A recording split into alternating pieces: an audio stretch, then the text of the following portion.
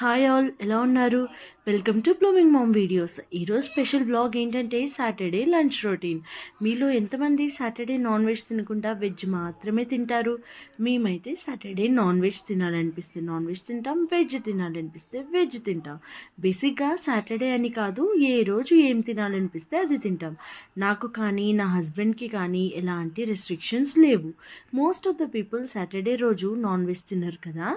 చిన్నప్పుడు మేము కూడా సాటర్డే రోజు నాన్ వెజ్ తినేవాళ్ళం కాదు, because Saturday is meant for Balaji కాబట్టి. So coming back to last Saturday lunch routine. మేమైతే last Saturday rice with chicken fry and పప్పుచారు తిన్నాం. చికెన్ ఫ్రైతో పప్పుచారు కాంబినేషన్ అద్దరిపోతుంది కదా. మోస్ట్లీ సాటర్డే పప్పుచారునే ఉంటుంది, because Saturday is also known as rest day. నా husband Saturday నాకు ఎక్కువ పని చెప్పరు, ఇంకా కిడ్స్ని కూడా ఆయనే టేక్ కేర్ చేస్తారు. పనిలో పని పప్పుచారు రెసిపీ కూడా వినేయండి. నేనైతే పప్పుచారు చాలా సింపుల్గా చేస్తా, ఎందుకంటే నేను ఆల్రెడీ చెప్పా కదండి, సాటర్డే అంటే రెస్ట్ డే రోజు ఎక్కువ హడావిడి లేకుండా సింపుల్గా వండేయాలి కదా. అందుకే సింపుల్ పప్పుచారు. ఫస్ట్ అయితే పప్పుని ఉడకబెట్టుకోవాలి. పప్పు ఉడికేలోపు చింతపండు కూడా నానబెట్టుకోండి. పప్పు ఉడికాక చల్లారబెట్టుకోండి. చల్లారేలోపు తాలింపు ప్రిపేర్ చేద్దాం. పప్పుచారుకి సరిపడా గిన్నె పెట్టుకోండి స్టవ్ పైన. స్టవ్ వెలిగించి ఆయిల్ వేసి, ఆయిల్ వేడయ్యాక ఆవాలు జీలకర్ర వేసేయండి. ఆవాలు చిటపటమన్న తర్వాత పచ్చిమిర్చి ఎండుమిర్చి కూడా వేసుకోండి మీ టేస్ట్కి సరిపడా. 20 సెకండ్స్ ఫ్రై అయ్యాక పొడవుగా కట్ చేసిన ఆనియన్స్ కూడా వేసుకోవాలి. ఆనియన్స్ ట్రాన్స్లూసెంట్ అయ్యాక కరివేపాకు వేసి 20 సెకండ్స్ ఫ్రై చేయండి. తర్వాత క్యూబ్స్లా కట్ చేసుకున్న టొమాటోస్ ఇంకా పసుపు కూడా వేసుకోవాలి.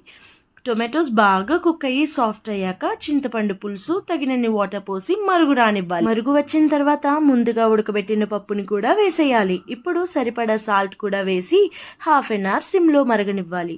లాస్ట్లో కొత్తిమీర వేసుకుని దించేసుకోవడమే.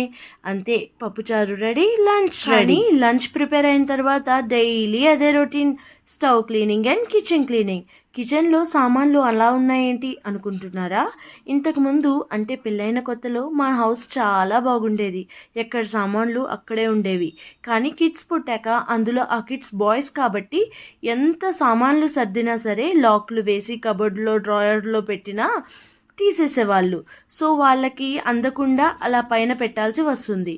కిడ్స్ టాడ్లర్ స్టేజ్లో ఉన్నప్పుడు ఎంత సర్దుతున్నా, ఎంత ఆర్గనైజ్డ్గా ఉంచుదామన్నా అస్సలు కుదరట్లేదు.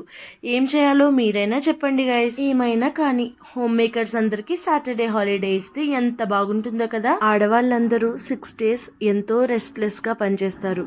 ఒక్క రోజైనా వాళ్ళకి హాలిడే ఇచ్చి చూడండి ఎంత మార్పు వస్తుందో. ఆ విషయంలో అయితే నేను చాలా లక్కీ. కంటెంట్ నచ్చితే కామెంట్స్లో చెప్పడం మర్చిపోకండి.